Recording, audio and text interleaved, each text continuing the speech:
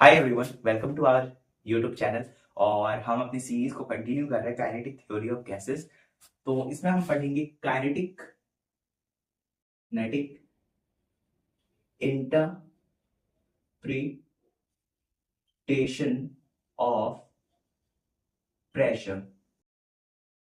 क्या है kinetic interpretation of pressure? हम प्रेशर की प्रेशर का व्याख्या करेंगे मोशन से रिलेटेड टर्म्स में। मतलब काइनेटिक का मतलब ही होता है मोशन से रिलेटेड।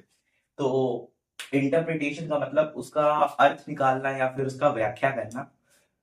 तो क्या क्या करेंगे हम इसमें? प्रेशर को समझेंगे।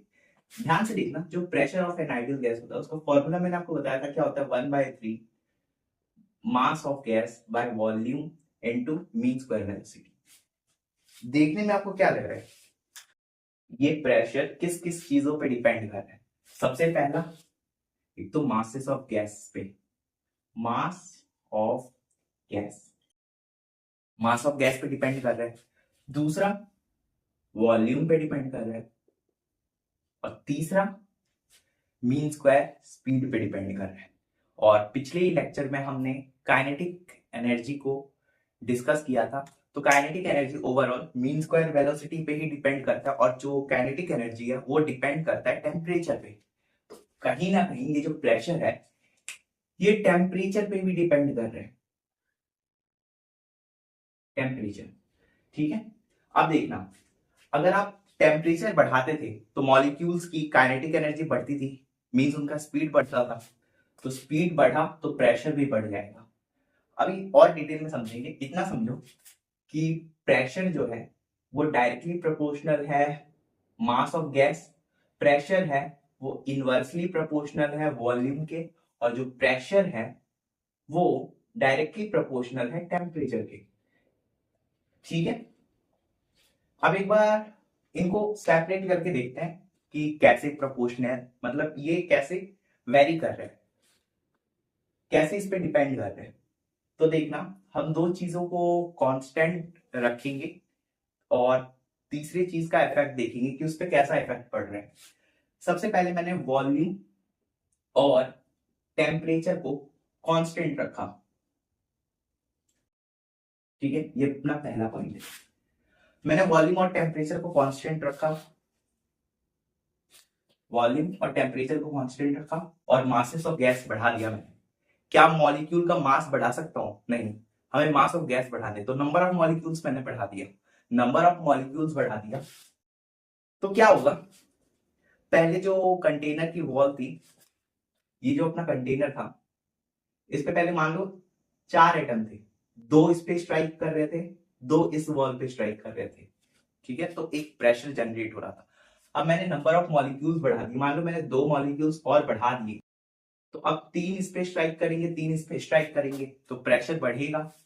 तो मासेस ऑफ गैस मैंने बढ़ाया, एम एन बढ़ा दिया, तो प्रेशर बढ़ा।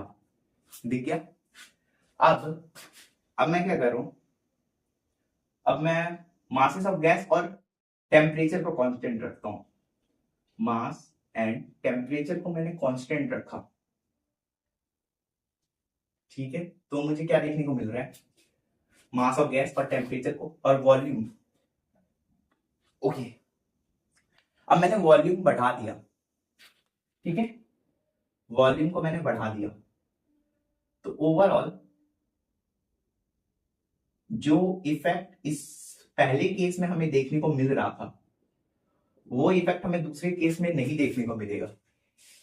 क्योंकि जब वो स्ट्राइक करके कोलिजन हो रहा है और उसके बाद वो फिर से दूसरी डायरेक्शन में जाके कोलाइड करके फिर आएंगी, तो इसमें क्या है, टाइम बढ़ गया है। और टाइम बढ़ गया है, स्पेस ज्यादा हो गया है, तो ओवरऑल जो प्रेशर होगा वो कम हो जाएगा। ठीक है, तो मैंने वॉल्यूम को वॉल्यूम को अगर बढ़ाया तो प्रेशर कम हो गया। वही अगर मैंने वॉल्यूम को कम कर दूं, अगर मैं वॉल्यूम को कम कर दूं तो जो प्रेशर है वो बढ़ जाएगा। और सेम इस केस में भी होगा, अगर मैं मासेस ऑफ गैस को मास ऑफ गैस को कम कर दूं तो प्रेशर भी कम हो जाएगा। थर्ड केस देखना अपना, अगर मैं मासेस ऑफ गैस और वॉल्यूम, मास एंड वॉल्यूम को कांस्टेंट रखूं, ठीक है, और टेम्परेचर को बढ़ाऊं, ठीक है, देखना टेम्परेचर मैंने बढ़ाया तो क्या होगा, काइनेटिक एनर्जी बढ़ जाएगी गैसेस की काइनेटिक एनर्जी बढ़ गई तो देखना काइनेटिक एनर्जी बढ़ी मतलब उसका स्पीड बढ़ गया, तो जितने टाइम में ही एक बार स्ट्राइक कर रहा था हो सकता है उससे कम टाइम में ही वो उसको जाकर के स्ट्राइक करे और फिर आके स्ट्राइक करे, मतलब उसकी एक टाइप की एफिशिएंसी बढ़ गई। तो क्या होगा, टेम्परेचर बढ़ाया मैंने तो प्रेशर भी बढ़ गया, ठीक है।